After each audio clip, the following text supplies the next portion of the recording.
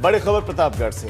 प्रतापगढ़ में सड़क हादसा हुआ है और सड़क हादसे हाहाकार मचा हुआ है। ट्रक और स्कॉर्पियो की जबरदस्त टक्कर थी, भीषण टक्कर, और इस टक्कर में 3 लोगों की मौत हो गई। अभी जानकारी मिल रही है कि हादसे में स्कॉर्पियो सवार 3 लोगों की मौत हुई है।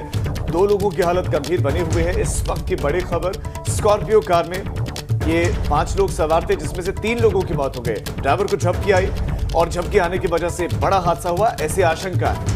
लालगंज के लीलापुर बाजार के पास में हादसा हुआ और हादसे की तस्वीरें सब कुछ बयां कर रहे हैं। हादसे की तस्वीरें आप देखिए, गाड़ी की आप तस्वीर देखिए, ये जबरदस्त टक्कर हुई है और अगला हिस्सा आप देखिए पूर्णतः क्षतिग्रस्त। ये स्कॉर्पियो कार है, ये अपने आप में एक हैवी गाड़ी होती है, लेकिन उसके बाद देखिए उसकी हालत, उसके बाद का मंजर क्या, पर खच्चे उड़े हैं। जो गाड़ी है उसकी हालत आप देखिए कि अगला हिस्सा पूर्णतः जो है टूटा हुआ है, क्षतिग्रस्त है और 3 लोगों की मौत हो गई। 2 लोग अभी जख्मी हैं जो अभी अस्पताल में भर्ती करवाए गए हैं।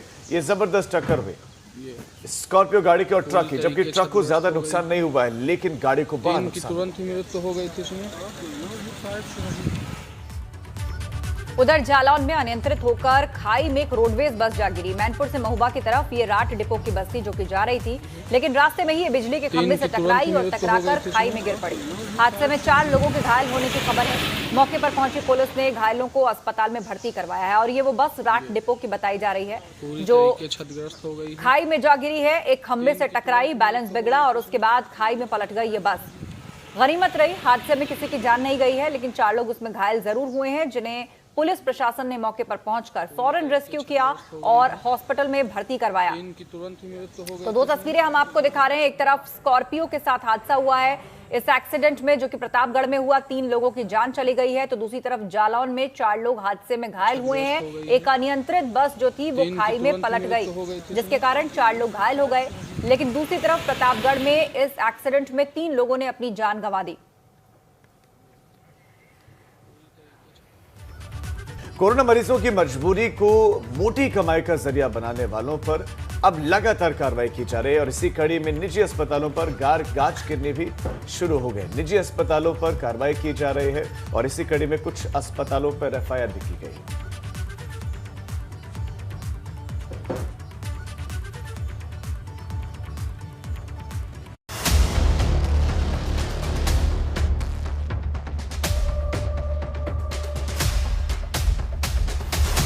इलाज के नाम पर लूट में जुटे अस्पतालों पर एक्शन।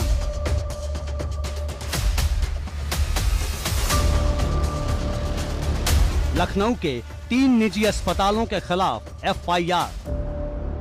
लखनऊ की कोविड प्रभारी डॉक्टर रोशन जैकब के निर्देश पर लखनऊ के मैक्सवेल, जेपी और देवीना अस्पताल के खिलाफ एफआईआर दर्ज कराई गई है। नोटिस देने के बाद सीएमओ ने मामला दर्ज कराया। नोडल अधिकारी रोशन जैकब ने औचक निरीक्षण के दौरान इन अस्पतालों की पोल खोली थी।